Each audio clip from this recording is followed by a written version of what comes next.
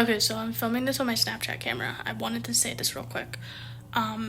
One, I did mention that this was day 21. It's actually day 20. My bad. Two, if you hear any background noises, it's either my guinea pig or I keep my window open at night and I film in my room because it's very hot in my room. So I just want to mention those two things. But I am going to put this at the beginning of the video and I hope you enjoy it. So enjoy. It is almost 4 a.m. but it's still Halloween. I'm Stitch. I was supposed to be something more scary. I'm gonna take this off. This looks stupid. I was supposed to be something more scary, but the mask that I had a spider in it, and now I'm too scared to use it. So we're Stitch. But this is the last story ever. It is 2 stories. But this is the last spooky stories to be read because tomorrow is November 1st. So spooky season's over. That went by so quick, but I'm glad it's finally here. I might actually go trick-or-treating. I don't know. I am 20, but I might try it. Or I might just keep my ass at home and watch a horror movie because I just started my girl problem and it is the worst I have experienced, and I've been getting it for 10 years. I've gone through 3 pads. I'm going to cry. I'm going to cry. This should be a crime to get this on Halloween, but just my luck. Like I said before, if you hear some weird noises, that is my guinea pig drinking water. And that creaking noise has been something that's been going on since I moved in. I am not sure what it is, but yeah.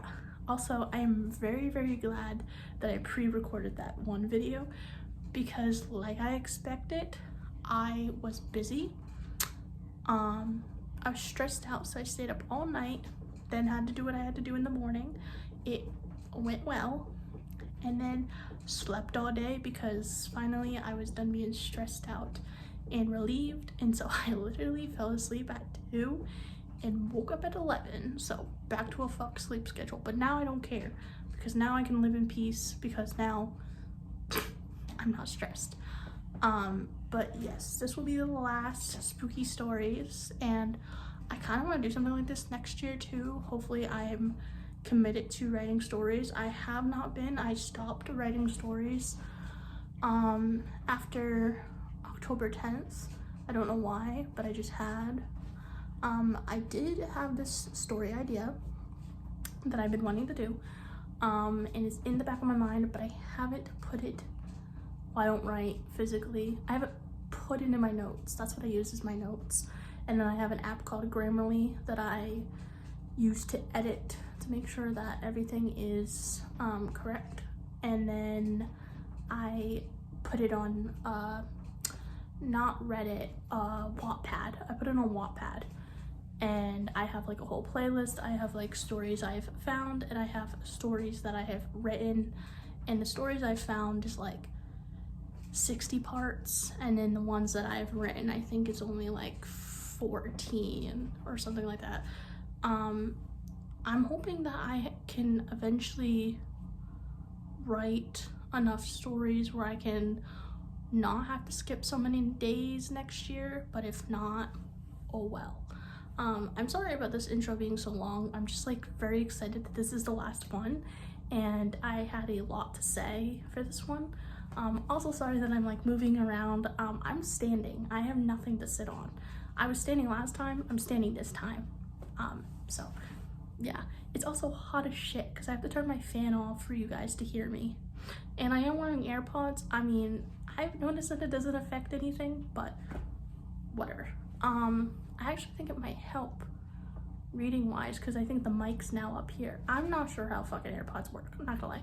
Anyways, this intro is 4 minutes long, so I'm gonna go and read the stories for you now because there's 2 and 1 is long. So I hope you enjoy the stories and happy Halloween. Annoying roommate, written on 10/8/2023.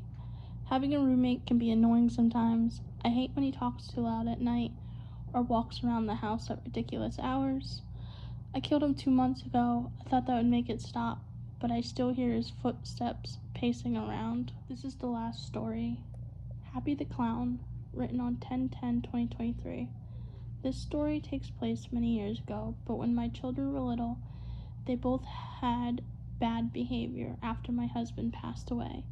I had 2 children. One was a boy who was 5, and the other one was a girl who was 7.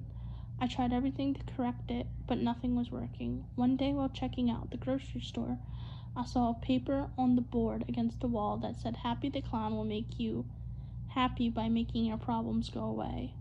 I didn't know what that meant, but I knew my children were afraid of clowns, so I put the number in my phone for when they were misbehaving again. Later that day, my children had just come home from school. The afternoon was fine until it was time for bedtime. The routine of tantrums and crying had started, and at first I went to yelling as I usually did, but then I remembered the number I had taken down earlier. I told my children that if they didn't stop, I'd call Happy the Clown. They didn't believe me and continued with their behavior. I called the number, and a deeply manly voice answered the phone saying, "What can I do to make you happy?" I said to the man on the phone that I needed him to come by and scare my kids. They constantly misbehaved, but were both terrified of clowns. He said he could do it, and I gave him my address. He said he'd be there soon and hung up the phone. After hanging up the phone, I still tried to calm them down on my own and get them to bed. Finally, I got them to bed, and at the moment, I realized that the clown never showed up. I figured maybe he had forgotten, or that it was just a prank that some teenagers put on a paper as a joke. I got nervous when I remembered I had given this mysterious person my address, but I tried just to forget it. I made sure that all my windows and doors were locked, then went to bed myself. I'd woken up by the screams of my kids coming from their room. I ran over to their room, and that's when I saw it.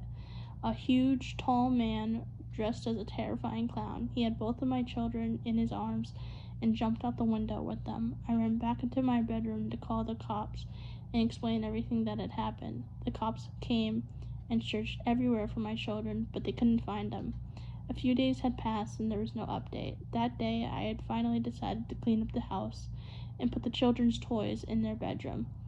I walked into the room and noticed a note on their bed that I hadn't seen before. It read, "Now you can be happy," from Happy the Clown. I brought the note to the police station, but they were never able to do anything with it. It's been 5 years since my children have been missing, and there's still no update on them or Happy the Clown. Next time your children are misbehaving, remember my story. Don't do what I did. Just remember, tantrums are temporary, but your missing child could be permanent. It's the final part of reading spooky stories, and I really hope you like them. Like I said, that was, I believe, 14 stories, and I think we made it kind of 21 days, so not the full 31, but 21, close enough. So that was all of the stories. One more thing, this is what I'm wearing for Halloween as a 20-year-old, and this is really random, but this is what I wore for Halloween as a 1-year-old. I think I was 1. A baby, my first Halloween. Maybe not my first, but my first that I could comprehend. So I wanted to just put that out there. I don't know. I think you can actually see it because I have like my, hold on, let me see if I can move this just a little. I like my door. It has all of those baby pictures. That's gonna be messed up now. I already know it. But yeah, that was all of the spooky stories, and now I have to think of things to film not spooky related. I'll try my best, but I hope you all enjoyed it, and bye everybody.